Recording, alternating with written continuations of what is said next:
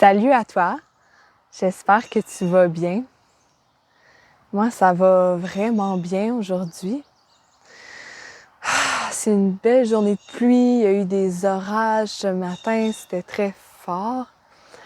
Puis quand je dansais dehors en sentant cette odeur d'humidité puis de pluie que j'adore, j'ai ressenti l'appel de venir m'asseoir avec toi pour te partager une réflexion, un message, une guidance. Ce que j'ai entendu comme message qui est venu fort dans ma méditation aujourd'hui, c'est: est-ce que tu es capable de laisser ton cœur être le pilote?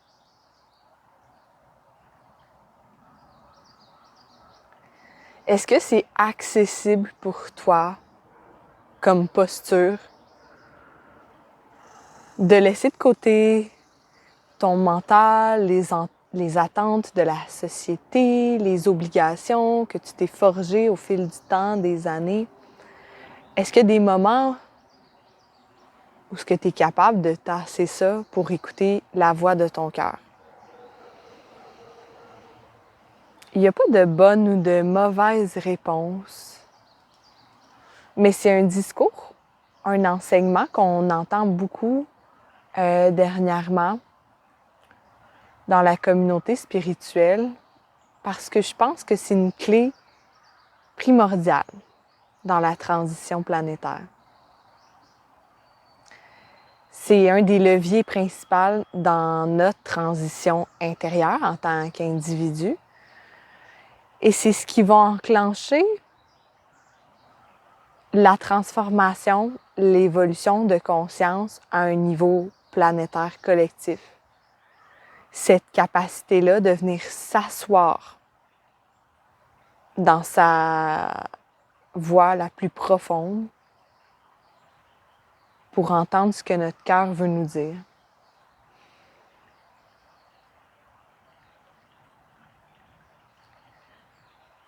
La voix de ton cœur, c'est la voix de ton âme.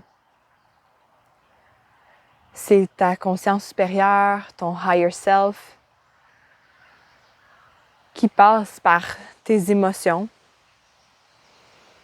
par ton intériorité, pour te communiquer le chemin, pour te communiquer le plan de création que tu es venu vivre dans cette vie-ci. Te fournir des réponses à des questions qui te tracassent, qui sont souvent tellement simples mais puissantes.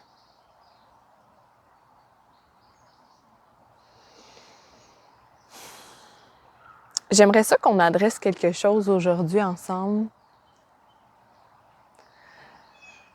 J'ai l'impression que ce qui freine beaucoup les gens à écouter la voix de leur cœur,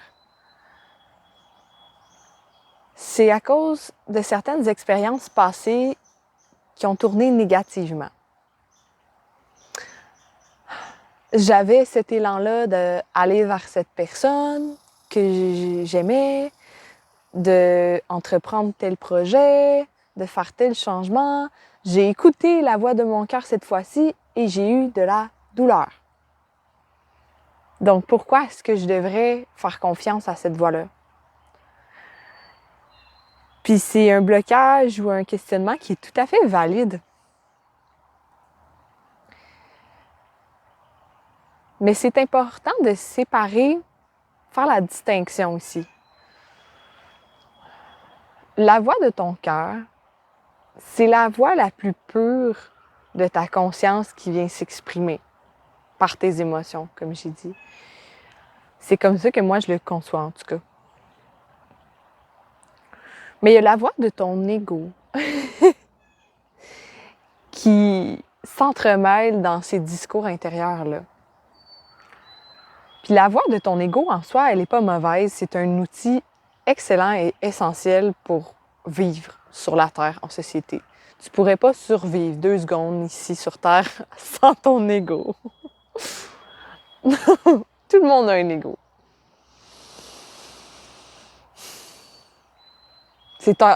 Ton ego, c'est ta boîte à outils que j'entends pour fonctionner dans la dimension terrestre ici. Dans les codes sociaux qu'on s'est construits, dans cette grande pièce de théâtre-là qui est la vie sur Terre. Ton ego, c'est ton costume, c'est ton texte à apprendre, c'est tous tes outils pour participer à la pièce. Fait que t'en as besoin. Par contre, ton ego est programmé.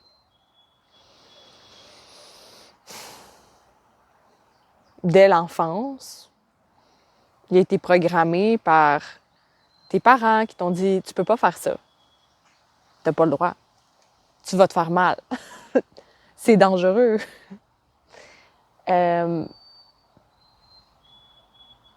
Qui avait raison ou tort, c'est des limitations que tu as intégrées à l'intérieur de toi.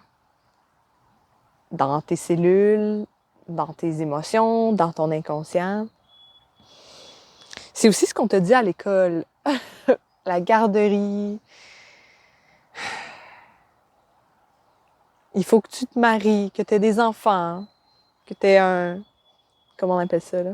Un terrain avec du gazon, avec une clôture, la piscine, le chien, le VUS, le salaire, les REER. C'est comme ça qu'on fonctionne dans la vie. On te dit ça, ce discours-là, depuis que t'es tout petite ou tout petit. Puis c'est resté en dedans de toi, même avec un effort incommensurable, énorme, pour te détacher de ce discours-là. Ton inconscient, tes cellules, ton corps, a tout enregistré cette information-là. Fait que quand il y a un rêve dont tu prends conscience à l'intérieur de toi, peu importe c'est quoi, j'ai envie d'aller vivre à l'étranger, j'ai envie de lâcher l'école pour voyager, faire mon projet entrepreneurial, j'ai envie d'être un artiste, une artiste, de créer, j'ai envie d'aller prier dans un temple à longueur de journée. Peu importe c'est quoi ton calling, c'est normal qu'il y ait tous ces discours-là, que tes cellules, que ton ego a enregistré qui vient contrecarrer le programme de ton cœur, disons ça comme ça.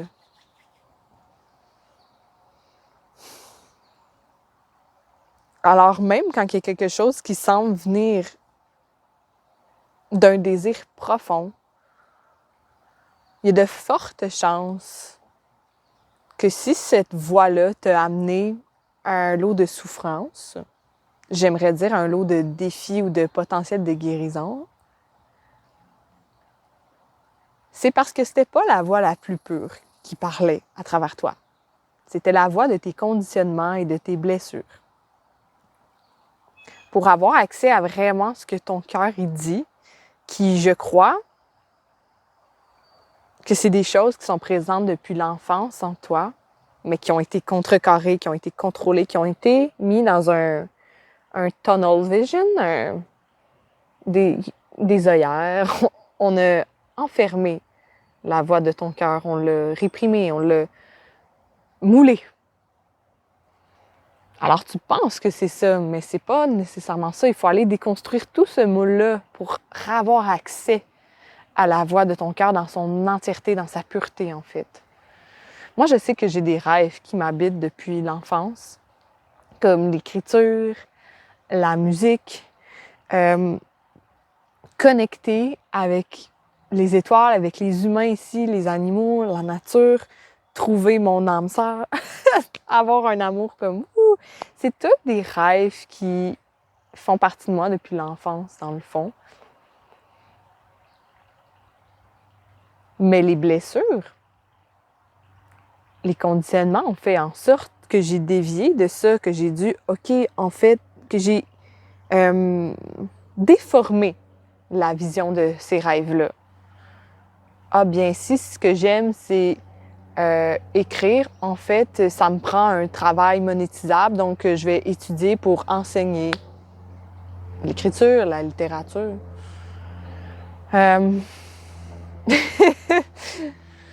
Je me prends vraiment en exemple ici, mais tous les exemples sont bons. On porte sur nous les rêves de nos parents, qui, eux, ont porté les rêves de leurs parents, ainsi de suite. On porte sur nous la lourdeur de des générations, plusieurs générations, de toute une lignée qui n'a pas su écouter la voix de leur cœur. Là, en ce moment, on s'incarne pour briser ça. Parce que dans le nouveau paradigme, dans la conscience du cœur de 5e dimension, c'est le cœur qui mène. Parce que le cœur, dans sa pureté, c'est la voie qui te connecte à l'infini. Ton âme est animée par la source, donc la somme de toutes les âmes. C'est cette voie-là qui te connecte à toutes les dimensions, qui te connecte à tous les plans, les planètes, la matière, tout le vivant. Tout part de là. Les formes énergétiques qui vivent dans des dimensions qu'on qualifie de supérieures, qui sont plus légères, en vibration, qui sont plus hautes en termes de fréquence, pas en termes de hiérarchie, là. En termes de fréquence, ces êtres-là qui évoluent dans ces dimensions-là ne font qu'un avec la voix de leur cœur. Il n'y a pas de distinction entre la voix de mon ego, la voix de mon cœur. Ils sont vraiment traversés par ce flot-là du cœur collectif, de la source.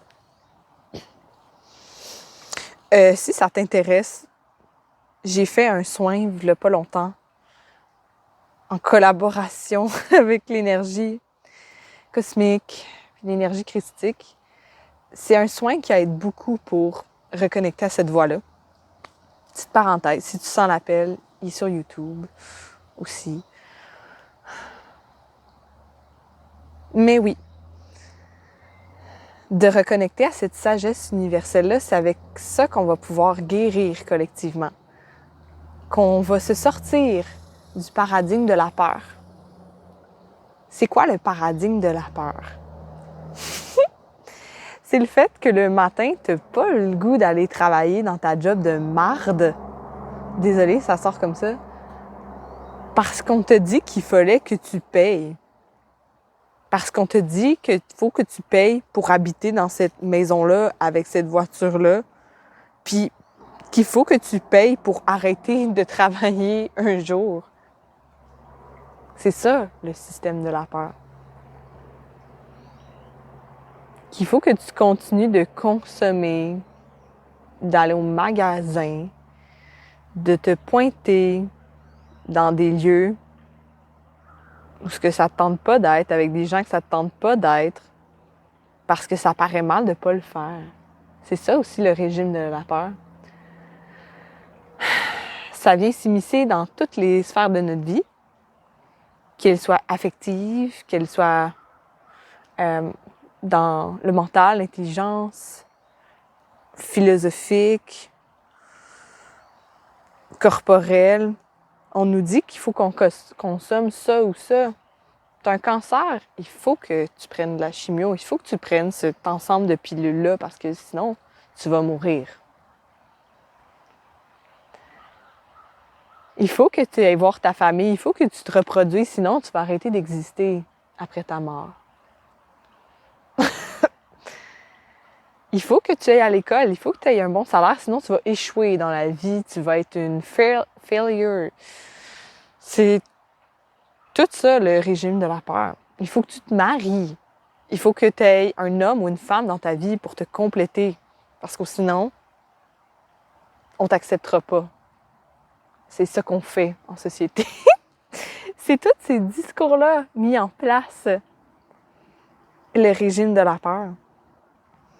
Il n'y a plus sa place. On l'a testé. On l'a vécu. On a les guerres, on a les suicides, on a la maladie, on a les épidémies. On a une crise environnementale, émotionnelle, spirituelle, technologique. ça marche pas. C'est passé date. On l'a stretché au bout, ce système-là, puis là, on arrive à un dead end, on arrive à un cul-de-sac, là.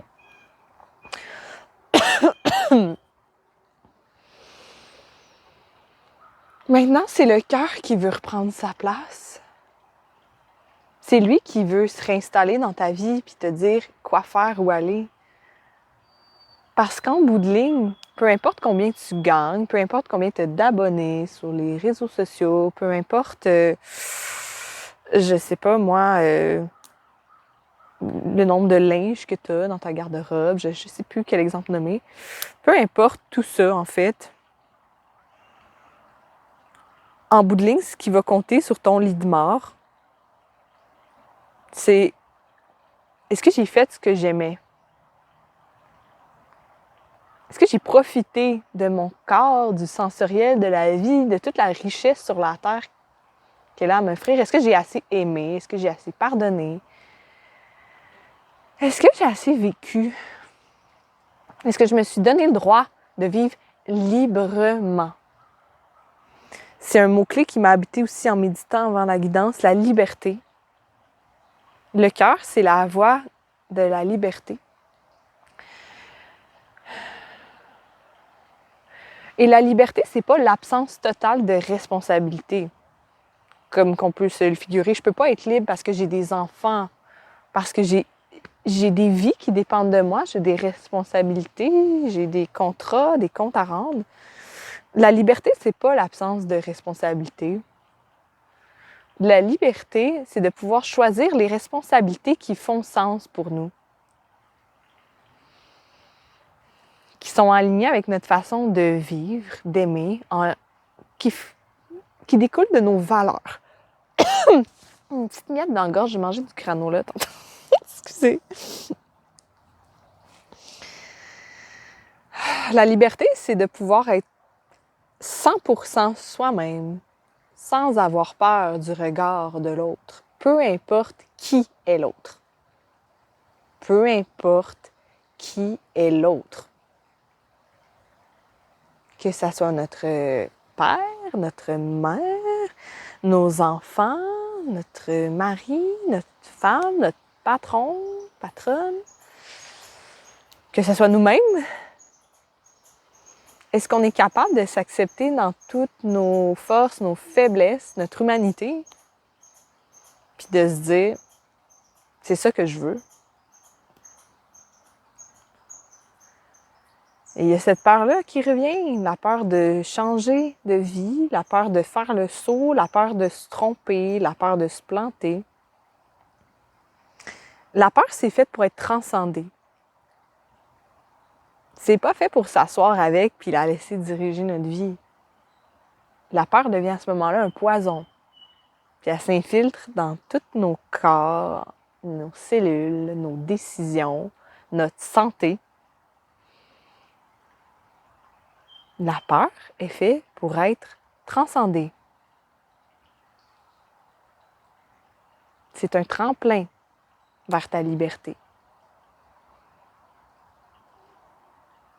Et si tu arrêtais de suivre cette peur-là, la voix de la société qui dit tu n'as pas le droit,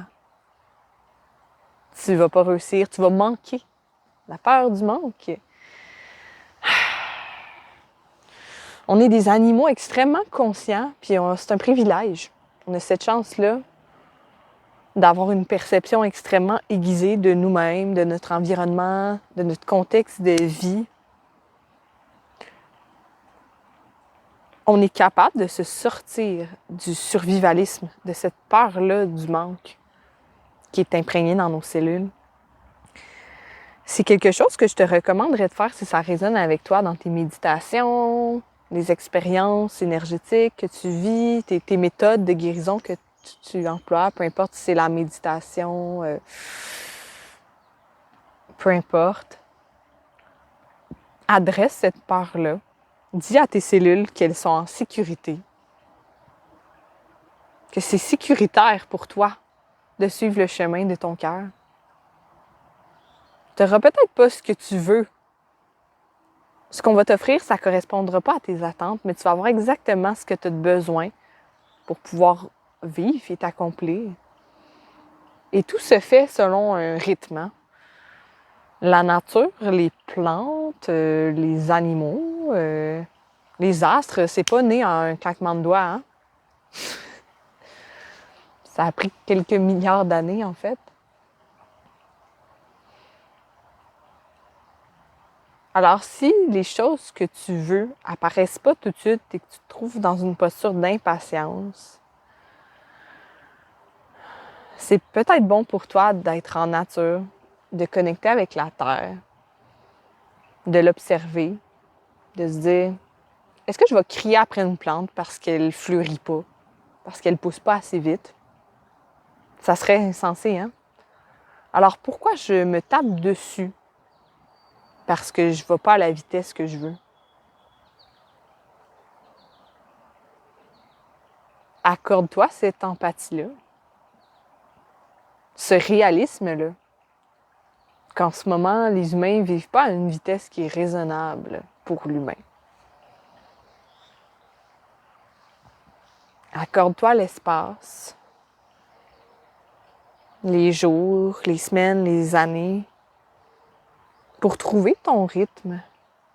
Puis ça va aller comme ça, comme la nature. Il y a des périodes où elle s'active, qu'elle est très abondante, très fertile. Il y a des périodes où elle est dans un calme plat. Ici, on appelle ça l'hiver. On l'a longtemps qu'ils disent. C'est pas si pire.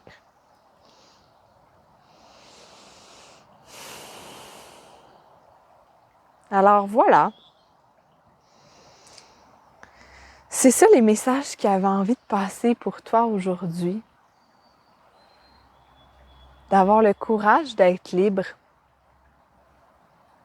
D'avoir le courage de débroussailler les blessures qui t'entravent de voir à travers ton cœur. Si ton cœur t'a mené vers des chemins chaotiques, vers une relation toxique, vers un emploi toxique, et que tu as l'impression d'avoir perdu beaucoup en chemin, je dirais en fait t'as gagné. Ton cœur t'a amené dans cette voie-là pour libérer ce que tu avais de besoin pour être mieux à l'écoute. Te pousser dans ces situations-là pour faire le ménage.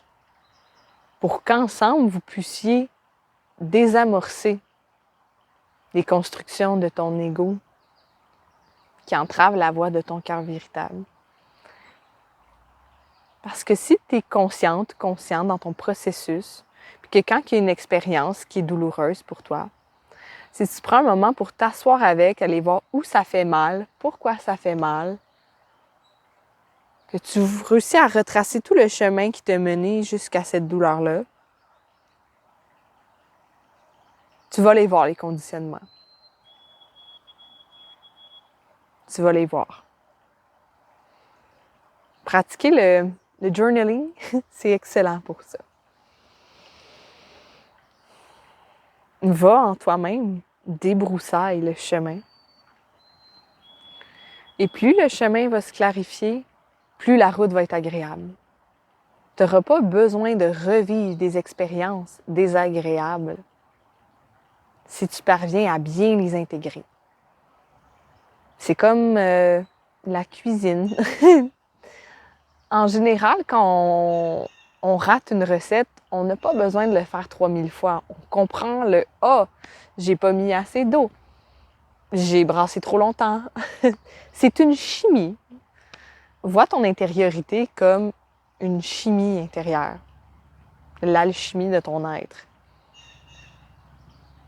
Va à la recherche des éléments qui composent tes idées, qui composent tes réflexes. Va lever le voile sur ton inconscient, tes désirs. Il y a beaucoup de ménage à faire pour tout le monde. Et plus on le fait, moins on a besoin d'en faire. Plus on est aligné sur la voie de notre âme, de notre cœur.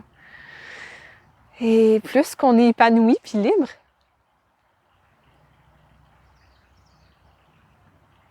En ce moment, je suis tellement heureuse dans ma vie parce que c'est vraiment le moment, la période où je me sens le plus libre. Puis en ce moment, c'est aussi la période où il y a le plus d'incertitudes dans ma vie. En ce qui concerne, je sais pas, mes finances, les projets qui sont à venir, ce que j'essaie de créer, il n'y a rien qui est certain en ce moment et pourtant, je me sens tellement libre. J'ai tellement d'espace pour respirer. Je te souhaite ça aussi, cet espace-là.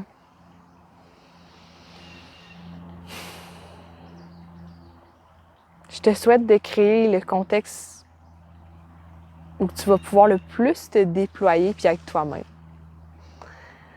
OK. Fait que là, je pense que c'est la fin pour de vrai. Je t'envoie beaucoup, beaucoup, beaucoup d'amour, de lumière dans ton chemin. J'espère que peu importe où tu te trouves en ce moment, tu vas pouvoir trouver ta voie qui est totalement unique, mais qui est ô combien précieuse pour tout le collectif, pour toute l'humanité. Oui, prends soin de ta voix, prends soin de ton cœur. Je te dis à la prochaine.